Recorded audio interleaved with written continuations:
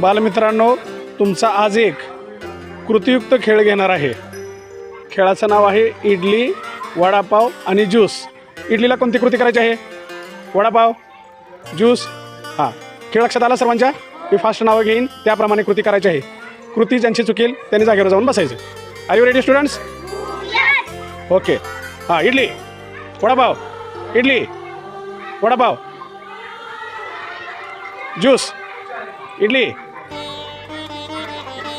Vada pav, juice, idli, vada pav, juice, vada pav, idli, vada pav, juice, idli, idli, vada pav, vada pav, juice, idli, vada pav, idli, vada pav, juice, idli, juice, vada pav, vada pav, idli, vada pav, juice, idli.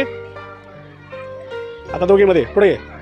हां, vada pav, juice, idli, vada pav.